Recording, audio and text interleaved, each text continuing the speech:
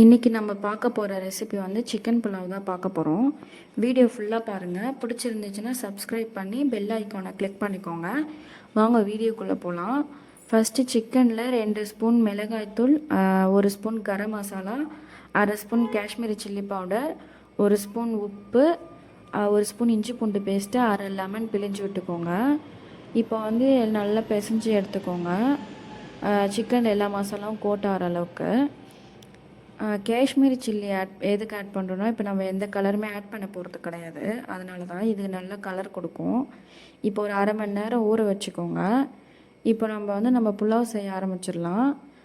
First ஒரு குக்கரில் 1 spoon நெய் போட்டுக்கோங்க. நெய் நல்லா உருகுனதும் தேவையான அளவுக்கு எண்ணெய் ஊற்றிக்கோங்க.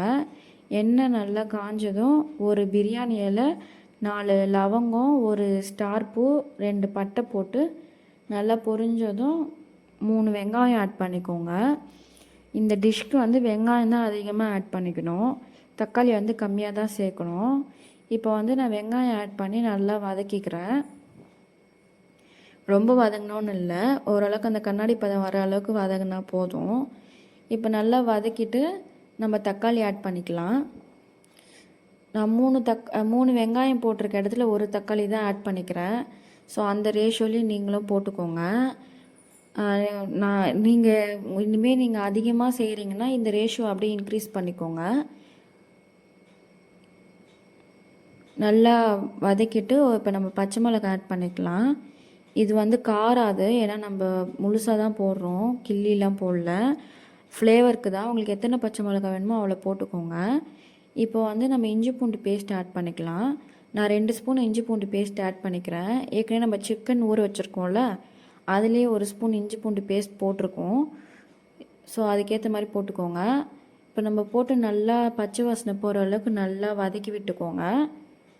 இல்லைனா அந்த இஞ்சி பூண்டோட பச்சை வாசனை வரும். இப்போ வந்து நம்ம ஊற வச்சுருக்க சிக்கன் ஆட் பண்ணிக்கலாம். சிக்கன் போட்டு நல்லா பெரட்டி விட்டுக்கோங்க. நம்ம எந்த மசாலாவுமே சேர்க்க போகிறது கிடையாது. நம்ம சிக்கன் ஊற வைக்கும் போது சேர்த்தோம்ல, அந்த மசாலா தான் இப்போ காரத்துக்கு எல்லாத்துக்குமே இருக்கும். இந்த புலாவ் வந்து ரொம்ப ஸ்பைசஸாலாம் இருக்காது, ரொம்ப சட்டிலான டேஸ்ட்டில் தான் இருக்கும். காரம் அதிகம் விரும்பாதவங்க இதை ட்ரை பண்ணி பாருங்கள். இப்போது ஒரு கைப்பொடி புதினா, ஒரு கைப்பொடி கொத்தமல்லி போட்டு நல்லா வதக்கி விட்டுக்கோங்க. இது வதங்கினோடனே இப்போ நம்ம வந்து தயிர் ஆட் பண்ணிக்கலாம். நான் வந்து 2 ஸ்பூன் தயிர், கெட்டி தயிராக எடுத்துக்கிறேன். போட்டு நல்லா வதக்கிக்கோங்க. ஆல்ரெடி நம்ம லெமன் வேறு ஆட் பண்ணியிருக்கோம். ஸோ அதுக்கேற்ற மாதிரி புளிச்ச தயிரெல்லாம் ஆட் பண்ணக்கூடாது. நல்லா கிளறி விட்டுட்டு இப்போ நம்ம தண்ணி ஆட் பண்ணிக்கலாம். நான் 1 டம்ளர் அரிசிக்கு 2 டம்ளர் தண்ணின்ற ரேஷியோவில் போட்டுக்கிறேன்.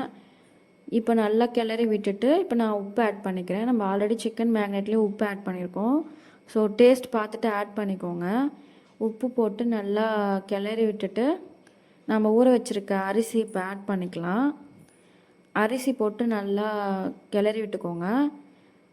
இப்போ நம்ம குக்கர் விசில் போட்டு 5 விசில் விட்டு இறக்குனீங்கன்னா சிக்கன் புலாவ் ரெடி ஆயிரும்.